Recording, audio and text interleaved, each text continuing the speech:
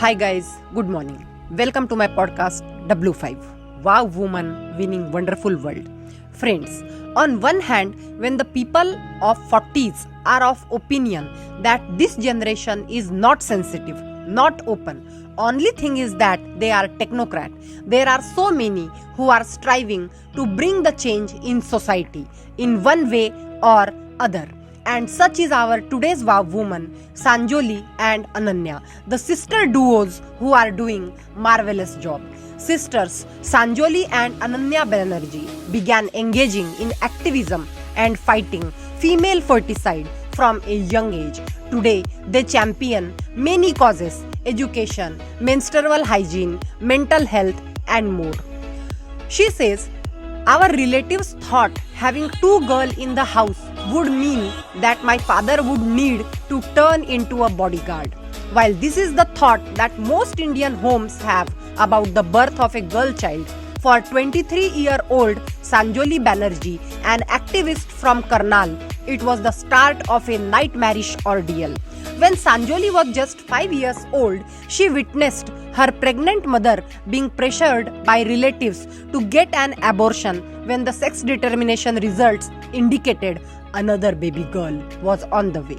She says that while her parents had wanted to move ahead with pregnancy, they were forced to take the test thanks to familial pressure, despite the knowledge that killing their baby solely because she was a girl would be abhorrent. It was at the very last moment, when the nurse was ready with the injection on the operation table, that the couple decided to ignore their relatives and raise their baby girl as a lesson to all who thought girls were a burden. At a tender age, Sanjoli was a silent witness to all of this. She watched, observed, and the seeds for activism were sown within her. Since the age of 5, Sanjoli has dedicated her life and work to empowering women. She does this through educating girl children with a mobile school that she runs with her sister Ananya, campaigning for issues like menstrual hygiene, speaking at rallies, etc. She has been lauded for her work by dignitaries and ministers alike, and has also received many awards, including the Dinah Award in 2021 for social action and humanitarian work. A life dedicated to activism. One of the first events that the family conducted for the cause of raising awareness about female ferticide was in 2004 at Yamuna Nagar on the occasion of Lohri.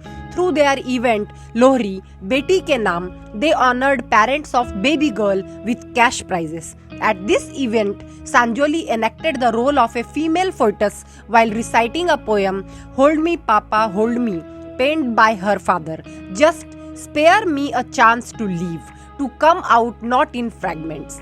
She recited as the masses gathered there found themselves emotional. This was the moment Sanjoli found her tool of sensitizing the masses, her voice of activism. At the age of 7, she received the Bal Puraskar for excellence at activism by Chief Minister of Haryana in 2006. While Sanjoli was actively taking part in raising her voice for women's empowerment, Ananya was watching her and learning too, getting to know how she was not accepted, welcomed, or celebrated by the society because of gender was extremely uncomfortable. Ananya says, every time I think of it, I am bothered, and the pain gives me more strength to actively build a world where girls are accepted, educated, and empowered. Expanding avenues for change. When asked what fueled their desire to be the voice of change, they say their parents fighting family pressure to raise two girls was their first inspiration.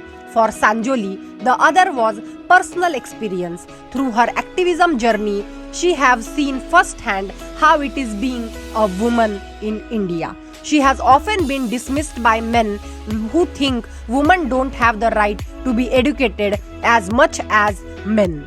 Meanwhile, Ananya says that instead of being a mere spectator, she wants to take the responsibility of change on her shoulders. Now, it is not just she that is Sanjoli, but her sister, and a long chain of young change makers impacting lives. This has also been possible because of her father's NGO Sarthi, which he started in 1992.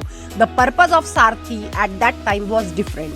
It began with the intent of carrying out charity activities during his master's in social work, but today around 250 youth volunteers are a part of it and participating in this activism.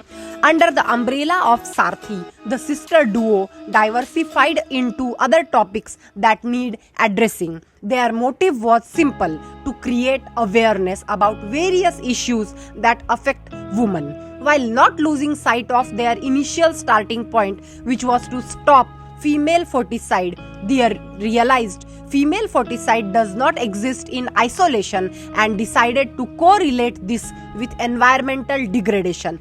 Both women and our planet are in danger, says Sanjoli.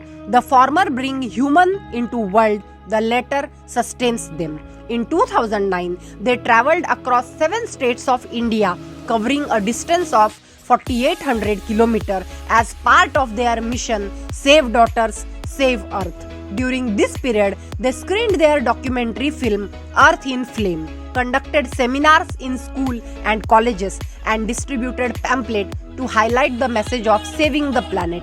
The duo has always ensured their voice for change reaches the highest platform, and in 2015, they penned a letter to Prime Minister Narendra Modi highlighting suggestions for curbing female foeticide.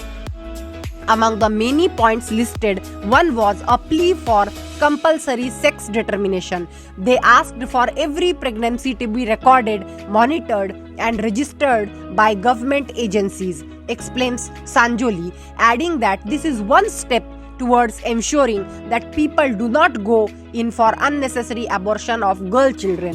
Another of their suggestion was to start women police stations so that women could report crimes to female police officers.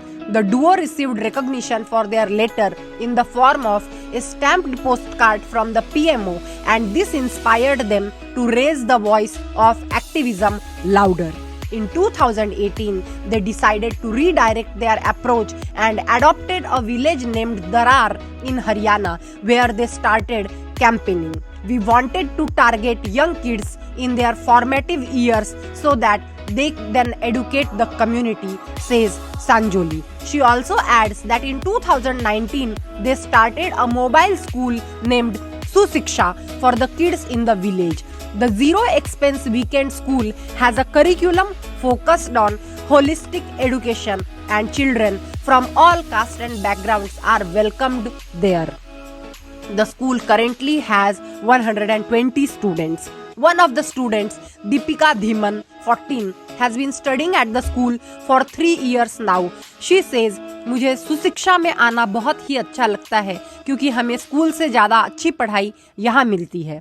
She adds that she has also learned English at the school and wants all the children of her village to be able to get the benefit of these classes of Susiksha, empowering the nation one woman at a time. Sanjoli says that over the years, she has also seen many heartwarming moments as a result of her and Ananya's effort. She recalls one incident during an annual function at Susiksha where children conveyed message of substance abuse through a play. This is one of the core issues that they face in their homes along with oppression. She explains, the curriculum is thus focused on alleviating this and encouraging the children to speak up.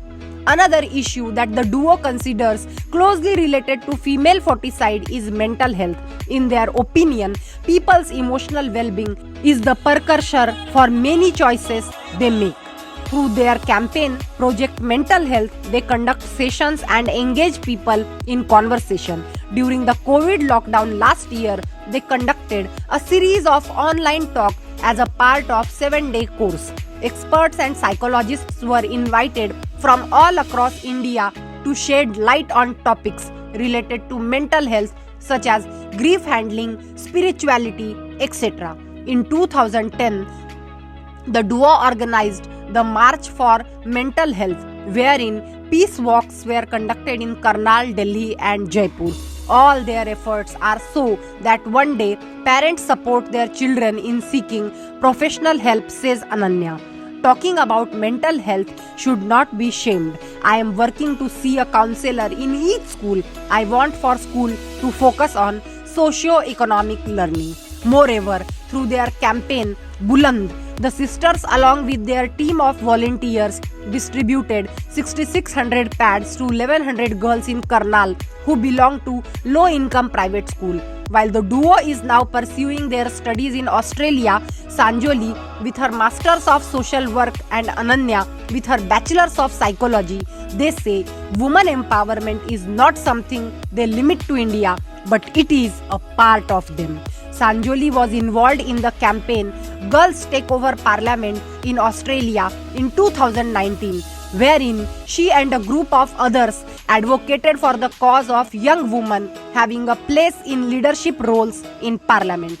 As the societal fabric in India is frayed with this social evil, reports show that since 1970s, the country is estimated to have about 63 million fewer women. Sanjoli and Ananya are aiming to change this. Sanjoli says the question is not why we are fighting female foeticide. The question is why did this problem arise in the first place? We want to create a world where women do not have to fight for their rights, not before birth nor after birth. I assure you, Sanjoli, your drive will really create the change because you are striving to become the change. So I give you my best wishes for your noble cause. Meet you tomorrow with next Wow Woman. Till then, live your life with your khwaish. Bye-bye.